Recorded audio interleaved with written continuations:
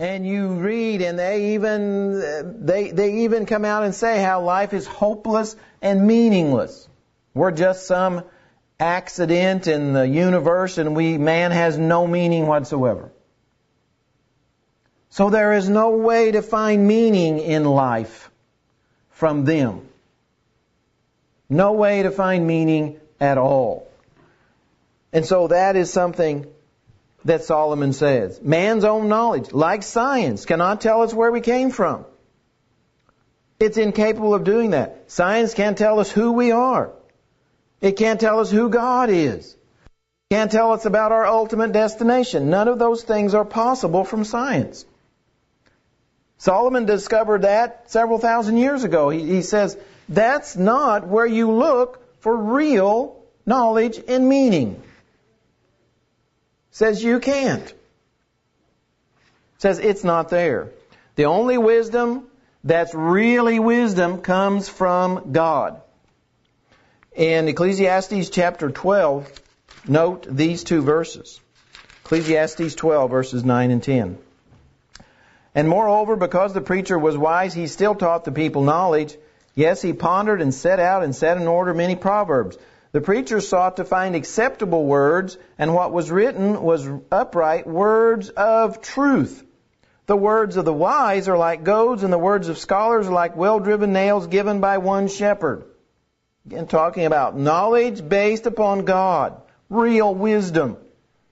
And of course, we know we have many of those proverbs that Solomon set out for us. Those proverbs, if followed, will allow us to live the kind of life that God accepts. Often advanced education brings sorrow to one's spiritual condition. The list goes on and on and on of Christians who lost their faith when they pursued degrees. Many human teachings, many human philosophies, agnosticism, relativism, naturalism, they all contradict God's Word. Every one of them. All of those things bring sorrow to people's life. There is no meaning in any of those things. Again, just look at the lives of people who don't believe in God, don't believe in the Bible, don't believe in eternal destination. Their lives are empty and meaningless. True wisdom, based upon God, He's the focal point. That wisdom tells us what the meaning of life is. Paul wrote about something similar to this in Romans chapter 1 when he addresses the church there in Rome. Romans chapter 1, verse 24, Paul writes, Therefore God also gave them up to uncleanness in the lust of their hearts to dishonor their bodies among themselves, who exchanged the truth of God for the lie. See, that's what they did. That's where they went wrong. They exchanged the truth of God for the lie and worshipped and served the creature rather than the Creator, who's blessed forever. Amen. That's what they did. That's where they went wrong. They were following this world and its teaching and its wisdom and turned away from God. Solomon said, there's nothing there. There's no substance. There's no real substance there at all. And so our world today seems to be making gods of themselves. Solomon says meaning is not in worldly wisdom. Number 2, Solomon searched for meaning in worldly pleasures. Ecclesiastes 2, verse 1. I said in my heart, Come now, I will test you with mirth. Therefore enjoy pleasure. But surely this also was vanity. Verse 3, I searched in my heart how to gratify my flesh with wine, while guiding my heart with wisdom, and how to lay hold on folly, till I might see what was good for the sons of men to do under heaven all the days of their lives. Then verse 10, Whatever my eyes desired, I did not keep from them. I did not withhold my heart from any pleasure, for my heart rejoiced in all my labor, and this was my reward from all my labor. Remember, Solomon was able to indulge in every form of worldly pleasure. You name it, he could do it to the nth degree. he ruled the world basically at the time. He was the wealthiest man in the world, owned more property than anybody in the world. So he could search for meaning in all of these pleasures far more than anybody else could. And people are still doing the exact same thing. They're still trying to find meaning in worldly pleasures. New thrills, new adventures, new entertainment. And of course what they're doing is bowing down to the God of pleasure. That's exactly what they're doing. The inspired writer John declared that those things are passing away, and there's more to life than this. In 1 John chapter 2, John tells us about how this is passing away. 1 John chapter 2, and notice verse 17. After talking about the lust of the flesh, the lust of the eyes, and the pride of life, he says, "And the world is passing away, and the lust of it." The sensual desires of it, the pleasures of it. But he who does the will of God abides forever. John says those things are fleeting, they're temporary, they're passing away, but doing the will of God is what it's about. And that's what Solomon ends up discovering along his journey. There wasn't meaning in life in worldly wisdom. He says there's not meaning in worldly pleasures either. He says in verse 2 of Ecclesiastes 2, "I said of laughter, madness, and of mirth, what does it accomplish?" Laughter and fun cannot be the basis for our lives. But yet, since the beginning of time, people have tried to find meaning in those very things. Try to have as much fun as possible. Enjoy as many lusts as possible. Participate in as much pleasure as possible.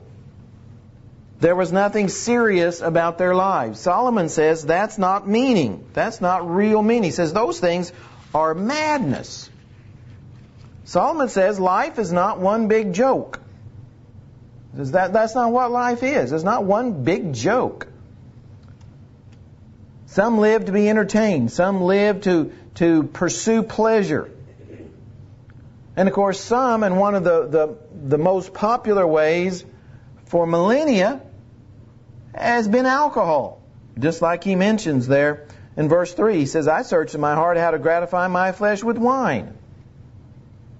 That's been one of the ways that people have tried to pursue happiness and laughter and fun and so forth, is through that very thing. Wine, alcohol.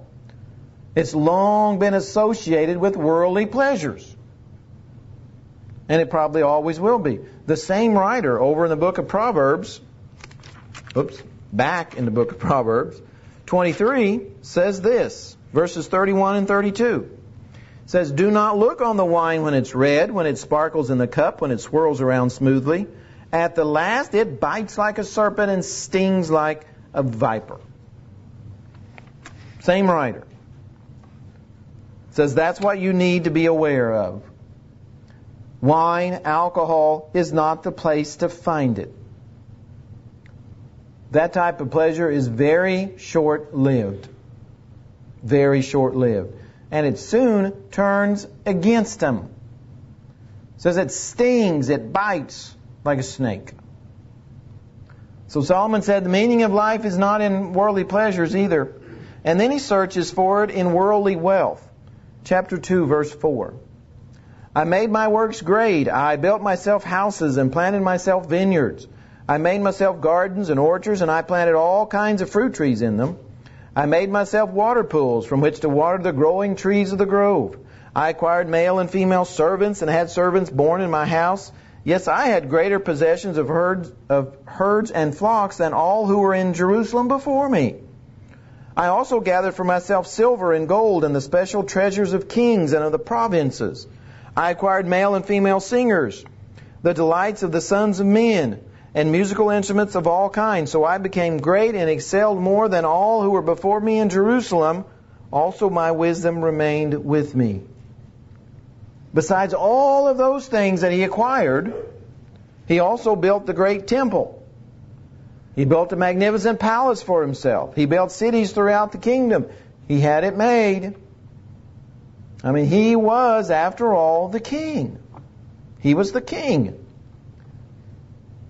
And so for at least part of his life, he sought fulfillment and meaning in materialism, in having those things. And again, he had them to a degree that most people could not even imagine. Notice the outcome, verse 11.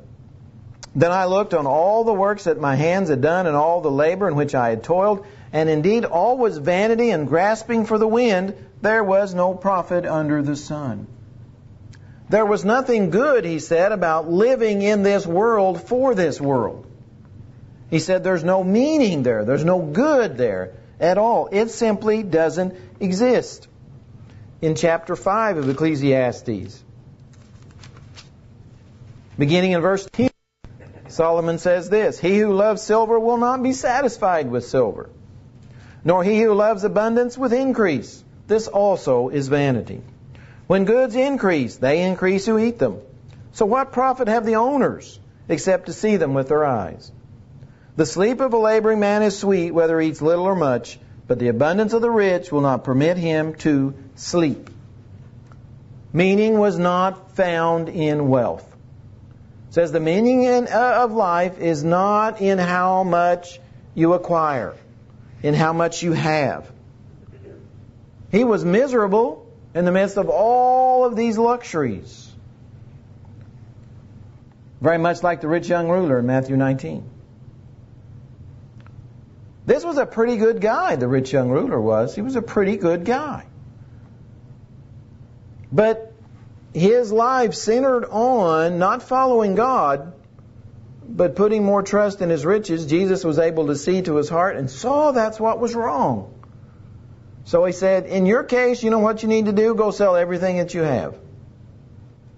Well, if your whole meaning in life is centered on those things, if that's what your life's about, then you can't give that up. And so that's why he couldn't.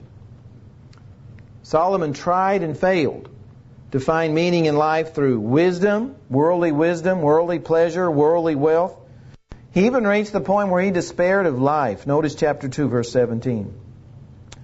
All his days he also eats in darkness, and that was 5:17. 2:17. Therefore I hated life, because the work that was done under the sun was distressing to me, for all is vanity and grasping for the wind. Notice what he says. I hated life. I hated life. It was distressing. Why? Because he was doing it under the sun. Wasn't doing it for God, wasn't doing it for God's glory or any of those things. He was doing it in this world for the things of the world and not for God. And so he said, all of that is vanity and it's grasping for the wind. Ultimately, he says you have nothing. Meaning is not in worldly wisdom, it's not in pleasures, it's not in wealth. He says none of those things. But the book ends on a positive note, because he does discover the meaning of life through his journeys. And that's found in Ecclesiastes 12. Because he ends up by saying, in verse 13, he says, let us hear the conclusion of the whole matter. He says, let's sum it all up. I've looked for all these things in the world. He says, this is the meaning of life. Fear God and keep His commandments. For this is man's all. King James says, for this is the whole duty of man. This is what it's all about, in other words. That's, from my understanding, that's what the original Hebrew means. This is what it's all about. So we could have this book of 1,000 pages. On the outside of it, it says the meaning of life. You turn to page 1, fear God and keep His commandments. That's it. That's what life is about, Solomon said. Fear, respect, revere, be in awe of God, and obey His commandments. He says that's what it's all about. That's the meaning of life. That's the most important truth anybody can ever discover in our world. Yeah, there are a lot of people searching for why we're here and what's life about and what am I to do. It all comes down to that.